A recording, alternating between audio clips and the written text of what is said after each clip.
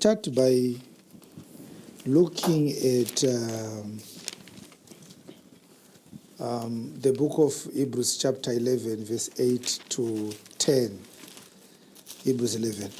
We want to show you what is faith. Because when we say I was saved by faith, we somehow allege that some invisible product entered into our hearts and we became sorted out without anything that could be attributed to something associated with our daily lives. You understand? Yes. So the idea of looking at Hebrews 11 is to look at the foundation of faith, the life of Abraham. What exactly is faith associated with? So it says by faith. What happened? By faith, Abraham, when he was called to go out into a place which he should after receive for an inheritance. By faith, of course, God said he was going to receive some place for an inheritance. Yes. Obeyed. Yes. And he went out not knowing whither he went. So when he had faith, Bishop Jeremiah, yes, Abraham obeyed, yes, and he went out not knowing where he was going. Yes. So we may end here because of our time.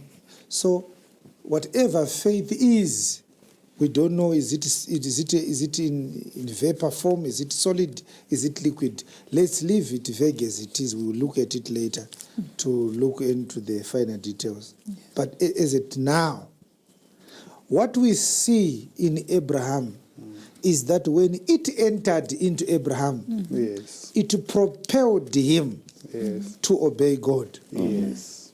So one of the characteristics of faith is that it causes you to obey God. Amen.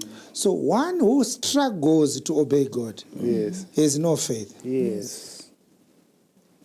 You understand? Yes. Yes. So it is actually a matter of self-examination. Now listen to me. There is a lot of suppositions peddled around which seek to claim that God wants us to agree with what he has said and then we do it. A matter of reasoning, God reasoning with us, and then a matter of convincing us that what he's saying makes sense, and then we pass our message which we have received from God through our brain. And when our brains say, yes, it makes sense, yes, it's logical, yes, it's reasonable, then we do it. When we pass God's instructions through our minds, that is not believing. That is analysis. All right. You are analyzing God's instructions. And when they are logical, sensible, and objective, you then pursue doing or executing them. You consider doing whatever is instructed in God. Such an one is claiming that God is inferior to his brain.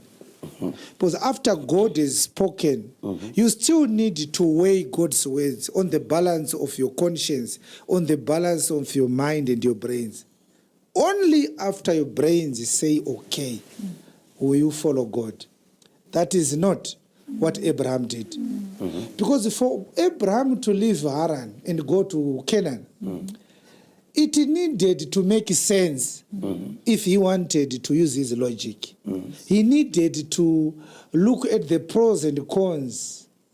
And God needed to review every bit of information associated with Canaan so that Abraham could process God's instruction with all the details available. But God refused to reveal to Abraham where he was going. The Bible is clear. He did not know where he was going. Yes.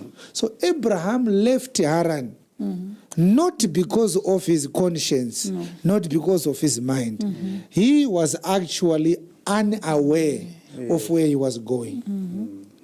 It is faith that caused him to live. Yeah. Now, one might then ask, is faith the absence of my mind? Is faith, or does faith require me to exclude my mental processes for me to say, I'll shut down my brain because as I enter into the doors of the church? No. Now, such a question might actually come from a fanatic of an elitist mindset, which assumes that our brains have the capacity to weigh, process, balance, and compare the validity of God's instructions, and then come up with the superior logic to say it is making sense, it is nonsense, therefore I won't follow it. That is a claim now, that we can reason at the same level with God. But based on the decisions we have already made in our lives, it is evident that for the most part we reason nonsense. If we had superior logic, our world should have been a better place. Yes. We have run very elitist educational institutions. We have given each other and awarded each other qualifications and titles, doctor this, professor this, advocate that, barrister this. But look at the state of the world. Our status, our titles are not corroborated by the results of the state of the world. Where are the doctors? Where are the engineers? Where are the metallurgists? Where are the quantum physicists and quantum scientists? Where are the astrologists, astronomers? Huh? Where are they? Tell us. Huh? How do we spend 200 years trying to cure cancer to no avail? How do we manage to create electric vehicles, but we have no cure for cancer? How does that work? What exactly is our intellect doing for us? How do we end up with someone telling us that he can cure HIV with a banana? And then the world believes him, like what Yaya Jammeh, the former president of Gambia, did.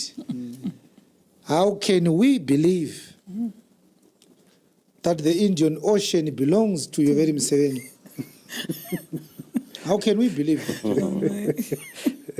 How can we believe that we don't need rain, we need water? Like what William Ruto of Kenya said. How can we believe that God was once seen in the court wearing a branded ZANU-PF cape in heaven? And that the government of ZANU-PF is more effective than the government of heaven. And yet, the same government cannot produce electricity to light their own parliament. So the evidence on the ground does not suggest that we are very wise. Our brains are very effective. No, it doesn't. Yes. The Americans right now have voted against the Republicans in the governor elections last week but one. They are angry at Donald Trump. But if you listened to Trump, most people could see that the guy has lost touch with practical realities of life. Taxing other countries, 140% of tax does not increase money into the U.S. Treasury. That should have been economics 101, basic economics. Yes. Because countries trade with one another on bilateral platforms. You sell to them, they sell to you. You square the equation in the interest of both countries.